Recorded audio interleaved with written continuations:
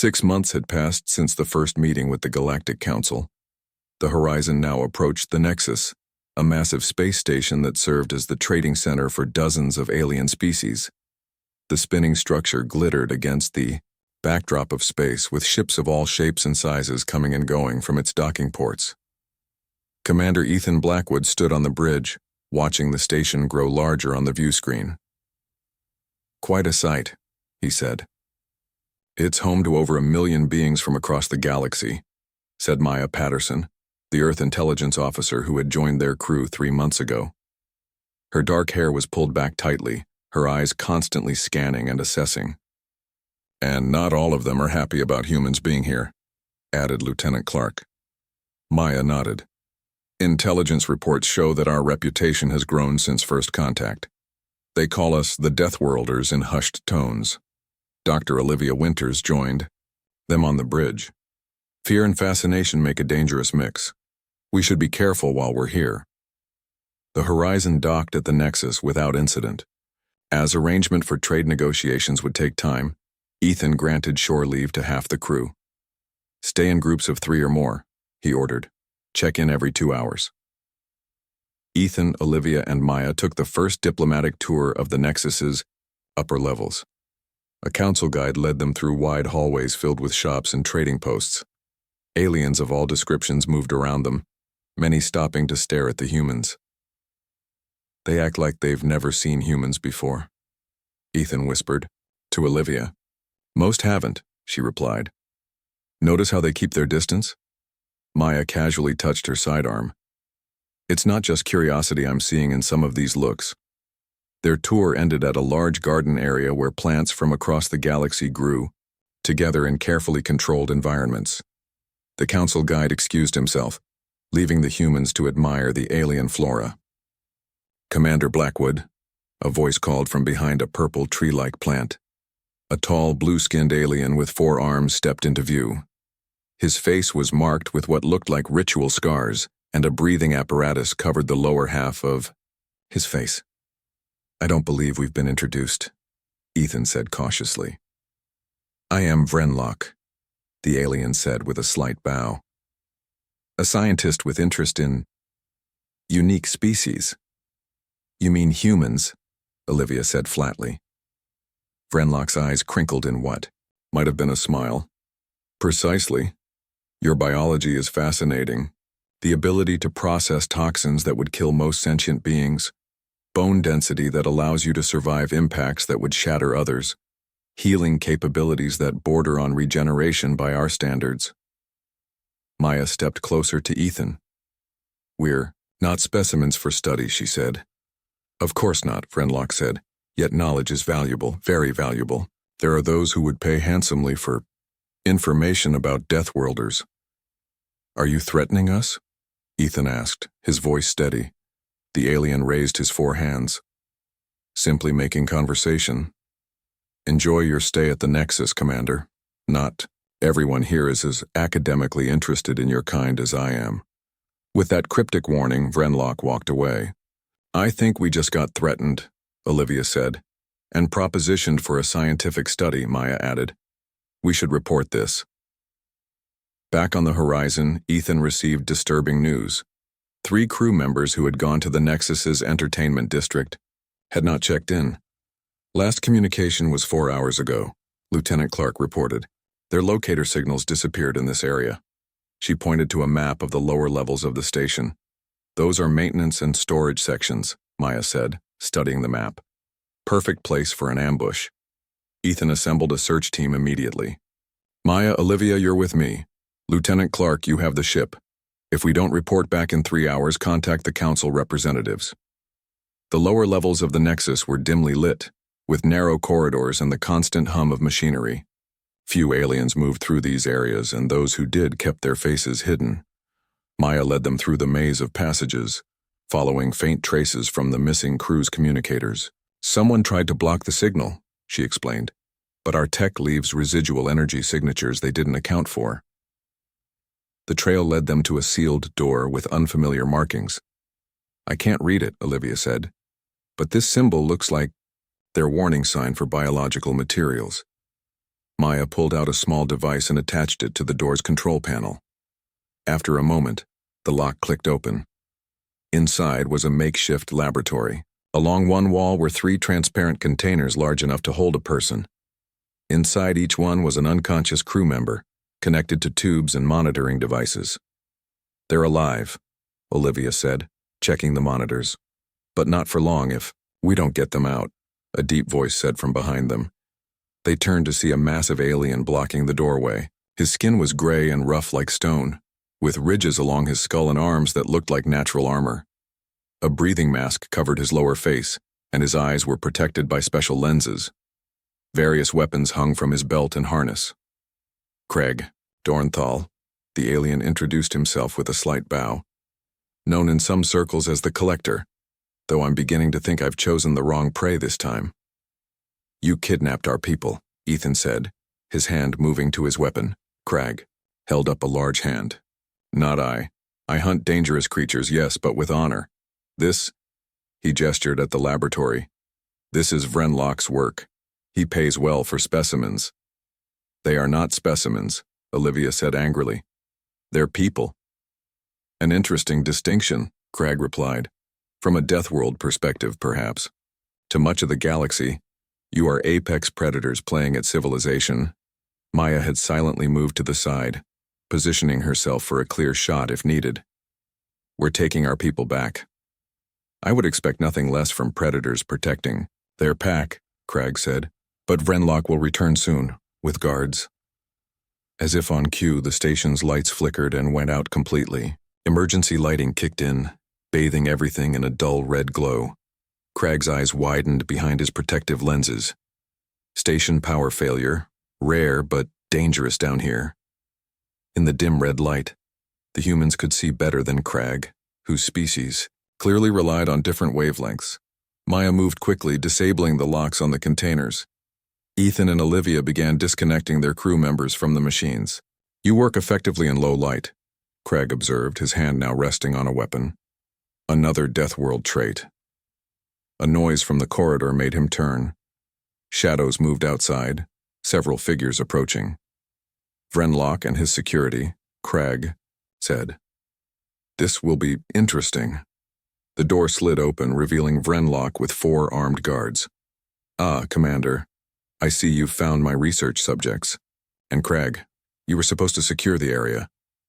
"The arrangement has changed," Craig replied. "These Deathworlders are more trouble than the bounty is worth." Maya had positioned herself behind equipment, weapon ready. Ethan stood protectively in front of the containers, holding his crew. "You cannot hope to escape," Vrenlock said calmly. "Even Deathworlders have limits." The emergency lighting suddenly went completely dark. In the moment of total blackness, chaos erupted. When auxiliary power restored minimal lighting 30 seconds. Later, 2 guards were unconscious. Vrenlock was clutching an injured arm and the humans were gone, along with their 3 rescued crew members.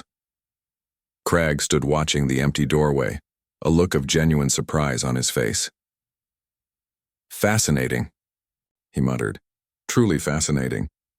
Commander Ethan Blackwood stood at the viewing deck of the starship Horizon, watching the stars blur past.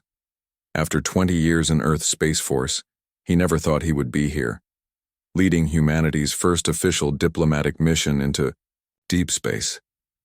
"Commander, we're approaching the coordinates," said Lieutenant Samantha Clark, her voice steady despite the tension everyone felt.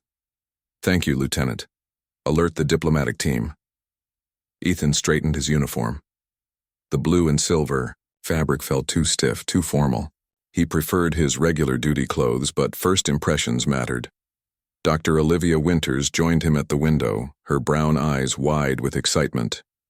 As the ship's lead xenobiologist, she had waited her whole career for this moment. "Can you believe it, Ethan? Actual contact with an alien federation. Hundreds of species working together across the galaxy." Ethan smiled. "Just remember, we represent all of Earth now. No pressure." The Horizon slowed as it entered the meeting point, a neutral sector of space where the Galactic Council had arranged their greeting. A massive ship waited for them, at least 5 times the size of the Horizon. Its surface shimmered with lights that pulsed in patterns Ethan couldn't understand.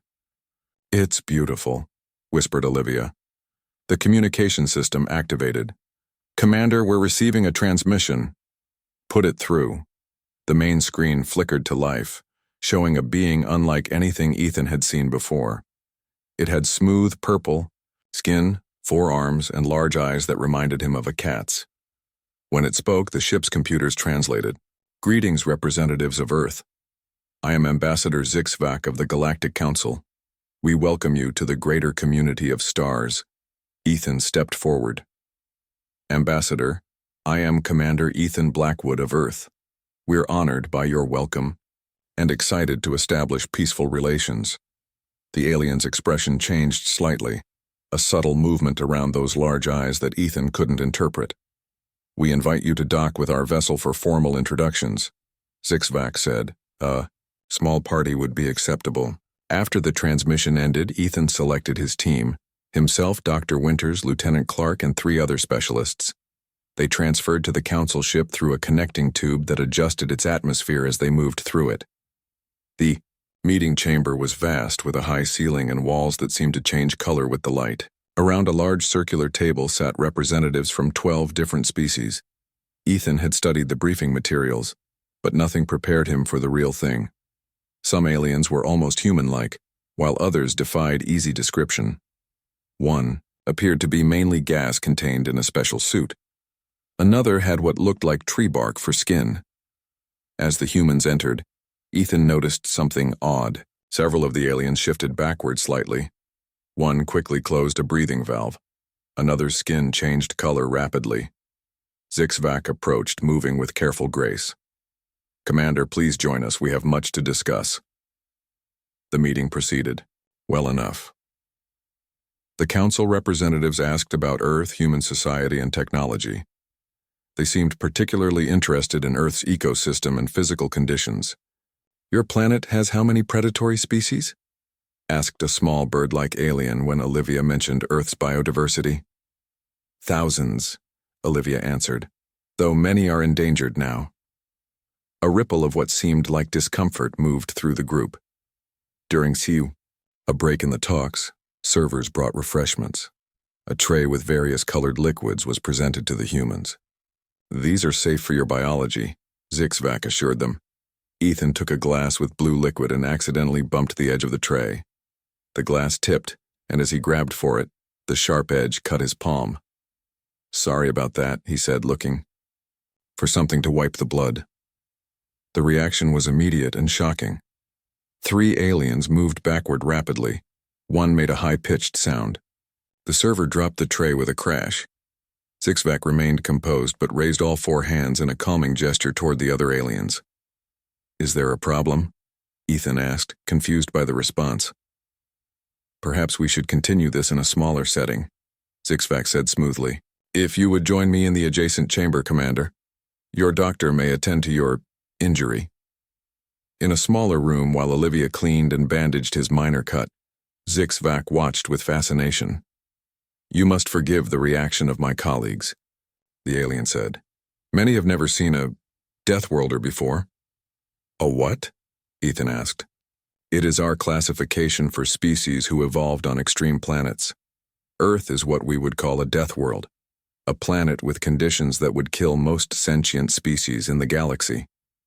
Olivia looked up from her medical kit. "Earth seems perfectly normal to us." "That is precisely what makes you remarkable," Zixvac said. "Your gravity is crushing to most council species. Your atmospheric oxygen levels are toxic to many. The temperature variations you consider normal would be fatal to over 60% of spacefaring civilizations." Ethan flexed his bandaged hand. "So that's why they reacted to my blood?" "Yes.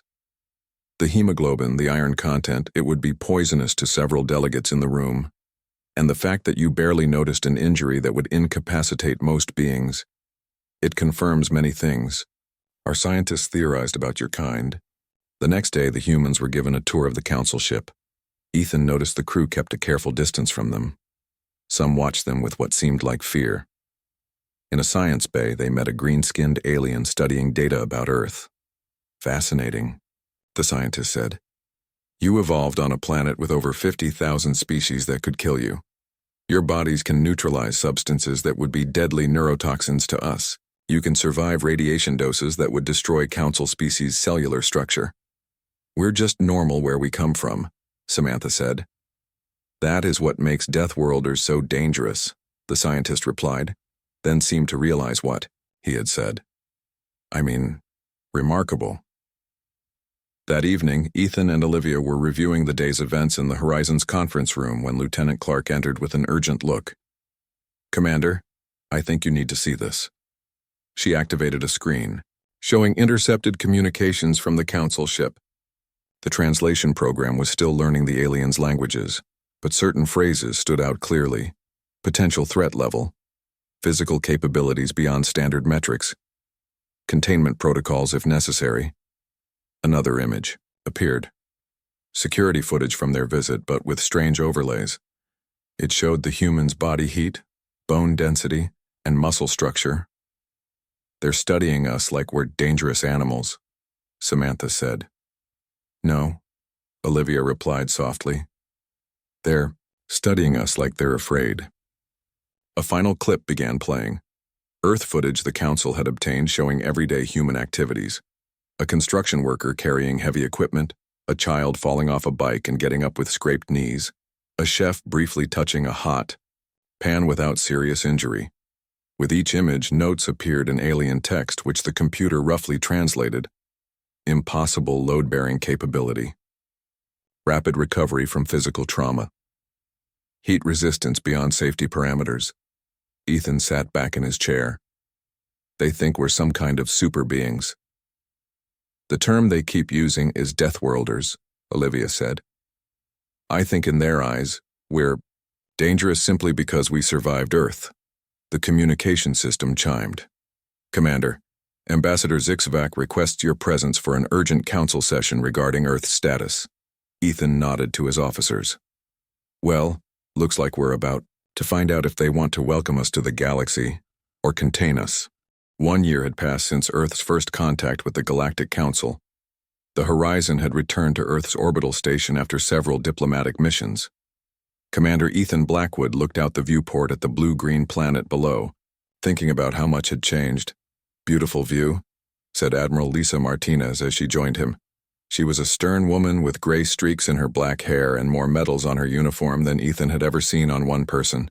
Yes, Admiral. It's good to be home. Not for long, Martinez said. The Council is divided about us. Some see humans as potential allies. Others want us contained. Ethan nodded. We've experienced both sides during our missions. That's why I'm here. The Admiral gestured toward the other side of the station's dock. The Defender is joining. Your diplomatic mission? Ethan saw a new ship, larger than the Horizon and clearly built for combat rather than exploration. Its sleek hull featured weapon systems that Earth's engineers had developed after studying alien technology. Is that wise, Admiral? Sending a warship might confirm their fears about us. We need to show strength, Martinez replied. Captain, Gregory Hayes will command the Defender. You'll work together. Later that day, Ethan met with Captain Hayes in the station's conference room. Hayes was a broad-shouldered man with a close-cut beard and watchful eyes. Commander Blackwood. Hayes said, shaking Ethan's hand firmly.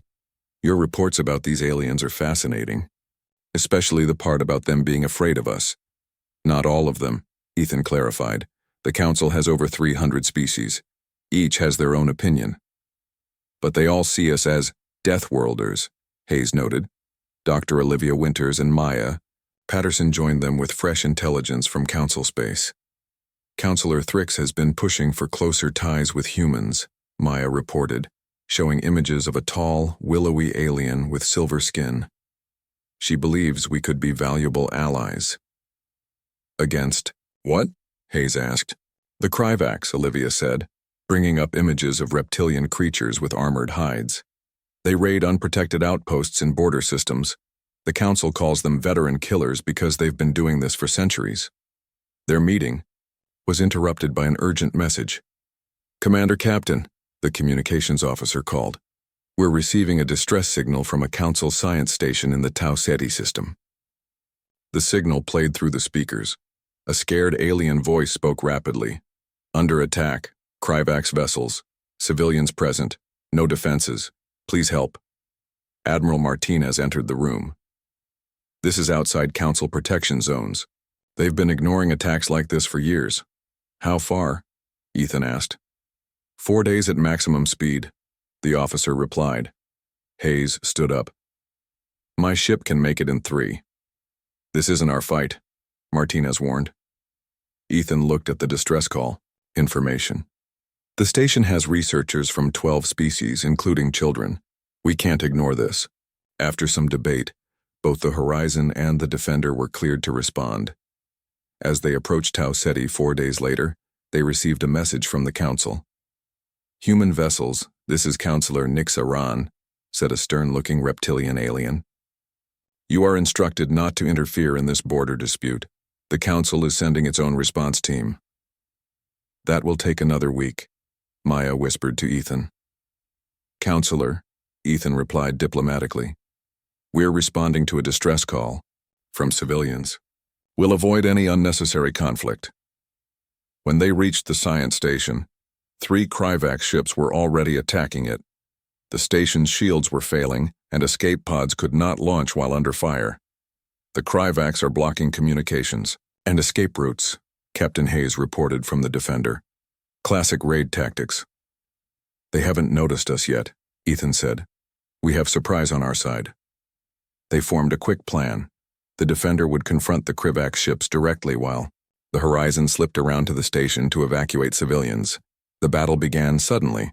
The Defender fired warning shots across the largest Kryvax vessel. All 3 enemy ships immediately turned to face this new threat. They looked surprised, Hayes said over the comm. Probably not used to anyone fighting back.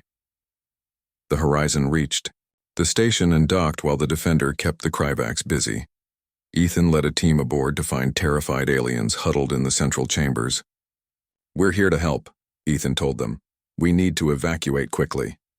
A small alien with large eyes approached him. You're humans? Deathworlders? Yes, Ethan said. And we're getting you out of here. As they began moving people to the Horizon, the station shook violently. One of the Kryvax ships had broken past the Defender and was attacking again. The docking tube is damaged, Lieutenant Clark reported. We need another way to transfer these people. Ethan looked at the station's schematics. There's a maintenance airlock. We'll have to spacewalk the civilians across. Many species here cannot survive even brief exposure to vacuum, an alien scientist warned. Olivia stepped forward. We can. We'll carry them. The humans donned spacesuits and began the dangerous process of carrying aliens across the gap between the station and the ship.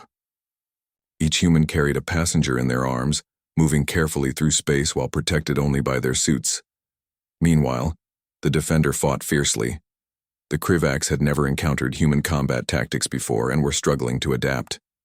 They're coordinating better than expected, Hayes reported, his ship taking damage but still fighting. But they're not used to enemies who can take this much punishment. The Defender's weapons had damaged 2 Kryvax ships, but the human vessel was also suffering. A direct hit had breached one section, killing 3 crew members and injuring more. Despite their injuries, the human crew continued fighting. A Kryvax communication was intercepted and translated.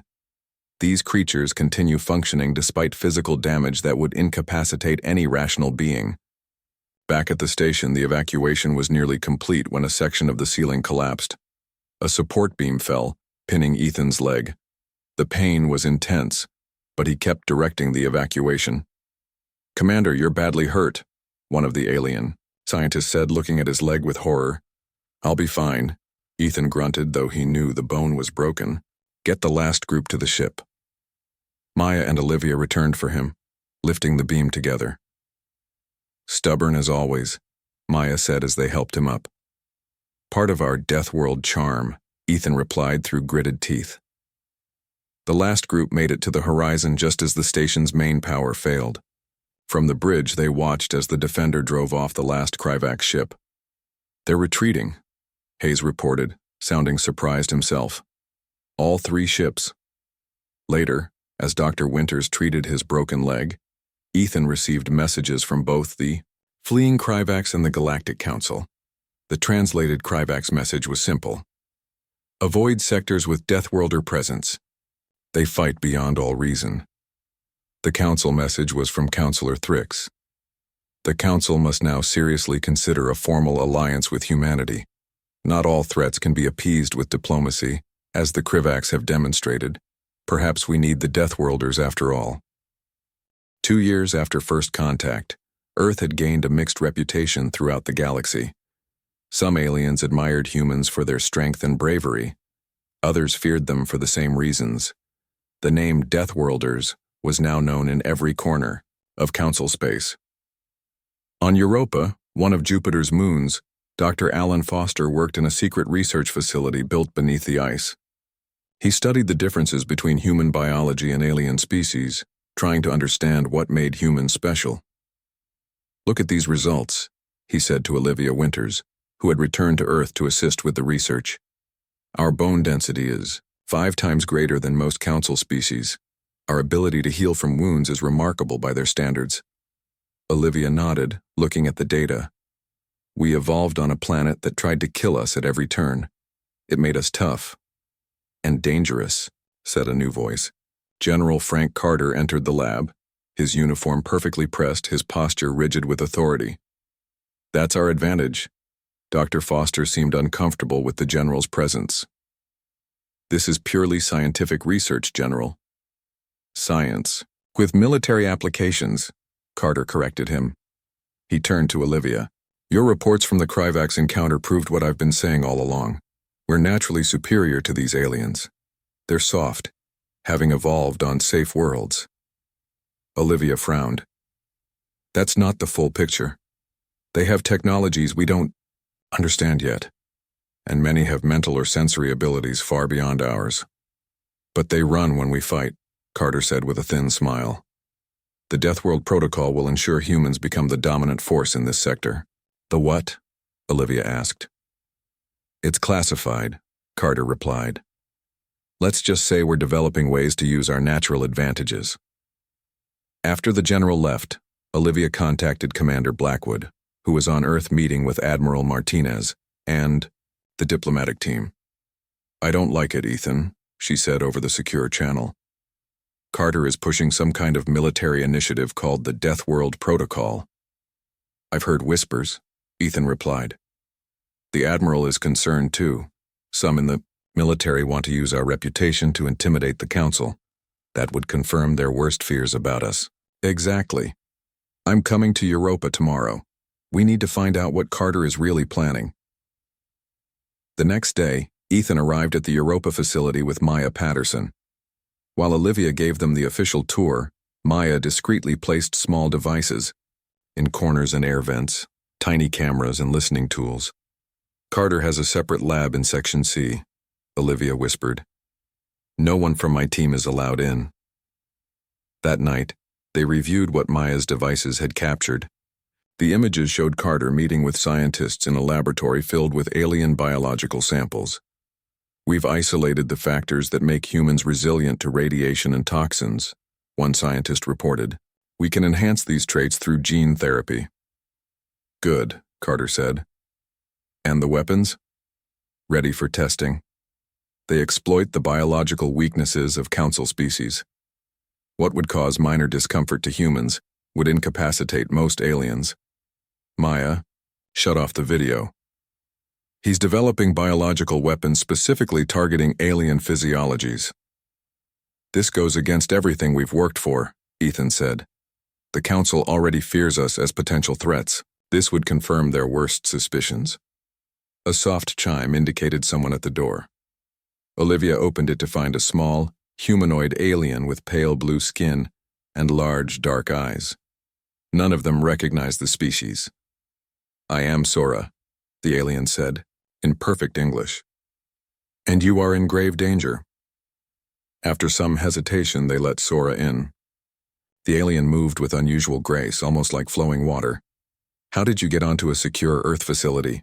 Maya asked, her hand near her weapon. My species has certain adaptive capabilities, Sora explained. We can blend in when necessary. I've been monitoring General Carter's activities for the past 6 months. You're a spy, Ethan stated. An observer, Sora corrected. The Council needs to know if humans will follow the path of the Krath. Who are the Krath? Olivia asked. Sora's expression darkened. Another Deathworld species from long ago. They expanded rapidly, using their physical advantages to dominate. The Council was forced to take extreme measures. You wiped them out, Maya realized. A coalition of species did, Sora admitted. It is called the Purge in our histories. A dark chapter, but one some Council members believe may need to be repeated with humans. Ethan shook his head firmly. That's not who we are. Most humans want peaceful relations. But not General Carter, Sora pointed out. His Deathworld protocol includes plans for military operations against key Council worlds. We need proof, Maya said. Sora handed them a small data crystal. This contains his complete plans, including test results from biological weapons designed to target Council species. There is also something else you should see. The crystal contained video of a meeting between Carter and several military leaders, including some from Earth colonies on Mars and the Moon. The Council fears us, Carter told them, and they should. We evolved on a planet that would kill most of them in minutes. We are naturally superior. The Deathworld Protocol will establish human dominance in this sector within 5 years. As the video continued, an elderly alien appeared on a separate screen. He had pale, translucent skin and eyes that seemed ancient and tired. This is Elder Cathal, Sora explained, one of the oldest members of the Council. He has lived for over 300 Earth years. In the video, Cathal spoke slowly. General Carter, I have seen civilizations rise and fall. I was young when we faced the Krath. You are following the same path. The difference is that we will succeed where they failed, Carter replied coldly. Later that night, Ethan received an urgent message from Admiral Martinez. A splinter group loyal to Carter has attacked a Council outpost. 20 aliens dead, more injured. The Council is calling an emergency session to vote on implementing containment protocols for Earth. Containment protocols? Olivia asked. Quarantine at best, Maya explained grimly. Possibly much worse. Ethan made a difficult decision. We need to get this evidence to both Earth leadership and the Council. Carter must be stopped before he starts a war we can't win. Even if we succeed, Sora warned, many Council species will still see humans as a threat. The Kryvax now call you the unkillable ones and avoid human ships at all costs. Let them be afraid, Maya said. But let them fear us for the right reasons, because we'll protect those who can't protect themselves, not because we're conquerors. As they prepared to leave Europa with their evidence, alarms blared throughout the facility. Security breach in Section C, announced the automated system. Carter knows, Sora said quietly. He's accelerating his plans. Then we need to move. Faster, Ethan replied, checking his weapon. The Council needs to know that not all Deathworlders are the same. A massive fleet of alien ships gathered at the edge of the solar system. Over 300 vessels from dozens of species formed the largest military force ever assembled in galactic history. Their mission, contain the human threat. On Earth, President Nicole Howard addressed an emergency meeting of world leaders. Her face was grim as she showed them images of the approaching fleet. The Council calls this a containment fleet, she explained. They've done this only once before, against another Deathworld species called the Krath. What happened to the Krath? Someone asked. They no longer exist, President Howard replied quietly. Commander Ethan Blackwood stood at the back of the room with Olivia, Maya, and Captain Hayes. Their evidence against General Carter had convinced Earth's leadership of the danger, but Carter had escaped with several loyal ships and officers. Carter's actions have confirmed their worst fears about us, Ethan said.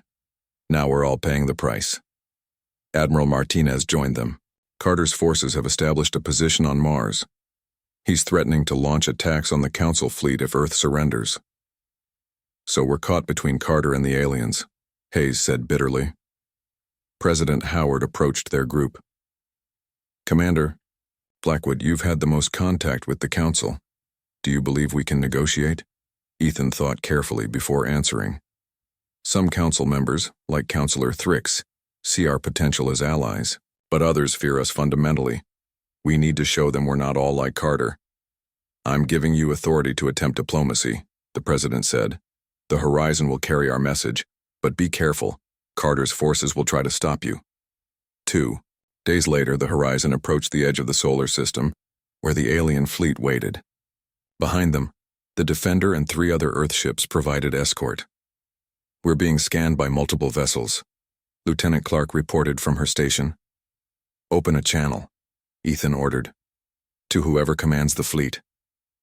The main screen activated, showing a silver-skinned alien with 4 arms and eyes that glowed with inner light.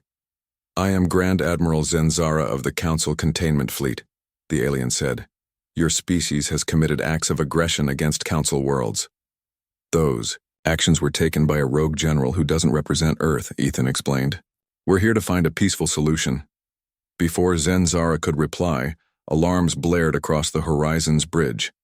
3 ships approaching at high speed from Mars orbit, Clark reported urgently. "They're Carter's forces." "The General sends a message," Maya said.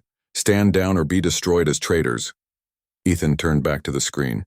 "Admiral Zenzara, please hold your fire. This is an internal human matter."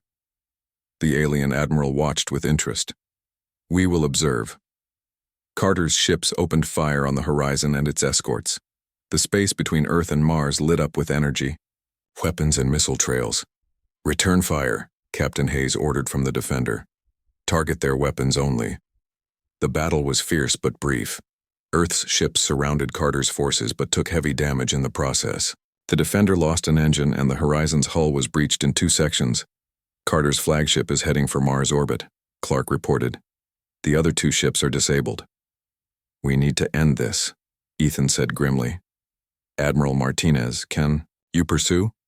"Negative. Our ships are too damaged." A new voice entered the communication. "Perhaps we can be of assistance." The screen split to show Crag Dornthal, the bounty hunter they had met years ago on the Nexus. "Crag, what are you doing here?" Ethan asked in surprise. "Hunting," the alien replied simply. "General Carter has a considerable bounty on his head from several Council species. His biological weapons research is frowned upon." 3 sleek hunting ships decloaked near the battle zone. "My associates and I can pursue him to Mars, for a reasonable fee, of course." Ethan looked to President Howard, who nodded. "Do it." As Crag's ships pursued Carter to Mars, Admiral Zenzara requested a meeting aboard the Council flagship. Ethan, Olivia, and Maya transferred over, along with President Howard. The Council ship was enormous, with ceilings 3 times human height and corridors wide enough for 10 people to walk side by side. They were led to a chamber where representatives from 12 major Council species waited, including Elder Cathal and Councillor Thrix. "You claim Carter's actions do not represent humanity," Zenzara began. "Yet many in the Council believe all Deathworlders are inherently dangerous. Your biology drives you toward violence." "We are what our world made us," President Howard replied. "Earth shaped us to be strong, to heal quickly, to adapt. But we choose how to use those abilities." Elder Cathal spoke, his voice soft but carrying, across the room. "The Krath chose domination. Their strength became their only value. And we're different," Ethan said. "Yes, we can fight when threatened, but we also create art, music, literature. We explore not to conquer but to learn." "Pretty words," another Council member hissed, "but Carter's actions speak louder." At that moment, an emergency signal came through. Carter's forces had taken control of a research outpost on Mars. They were holding Council scientists hostage, beings who had been studying Mars peacefully. "Carter demands the withdrawal of all Council ships," Maya reported, "or he will execute the hostages." "This proves our point," the hostile Council member said. "Deathworlders cannot be trusted." Ethan stepped forward. "Let us resolve this. A human problem requires a human solution. After tense negotiation, Ethan was allowed to lead a small team to Mars, including Maya, Olivia, and surprisingly, Crag. Dornthal, why help us? Ethan asked the alien bounty hunter as they approached the Mars facility. Curiosity, Crag replied. I've hunted the most dangerous beings in the galaxy, but none fascinate me like you humans. You can be both predator and protector. It's unusual. They infiltrated the facility through maintenance tunnels. Inside, they found Carter's forces holding 20 alien scientists in the main laboratory. Carter himself stood at the center, looking somehow smaller than Ethan remembered. So they sent you to stop me, he said when he saw Ethan. The great diplomat who thinks aliens will ever see us as equals. They'll never see us as equals if you prove their fears right, Ethan replied. They fear us because we're superior, Carter insisted. Earth made us stronger than any species out there. We should rule, not cooperate. Earth made us survivors, Olivia countered. We survived because we worked together, not because we dominated everything around us. As they argued, Carter grew more agitated. He grabbed one of the alien scientists, a small being with fragile limbs, and put a gun to its head. This is what the galaxy understands: strength. What happened next surprised everyone. Ethan dropped his weapon and walked forward, hands empty. If you believe so much in human superiority, prove it. Face me. No weapons. Carter hesitated, then laughed and tossed his gun aside. Gladly. The fight was brief, but violent. Carter was military trained and powerful, but Ethan fought with the determination of someone protecting others. When it ended, Carter was unconscious and the hostages were safe. 1 week later, a new treaty was signed between Earth and the Galactic Council. Humans would join the Council, but with special protocols acknowledging their Deathworld nature. You've changed many minds, Counselor Thrix told Ethan during the ceremony. Some species still fear humans, but others now see your potential as guardians. We're still finding our place in the galaxy, Ethan admitted. As the ceremony concluded, Crag Dornthal approached with news from the outer systems. The Kryvax raiders have changed their policy. They now avoid any system with human presence. Why? Maya asked. Their new saying is spreading through the galaxy, Crag replied with what might have been a smile. When Deathworlders arrive, predators run, but the innocent breathe easier. Ethan looked out at the stars visible through the council chamber's massive windows. I can live with that reputation.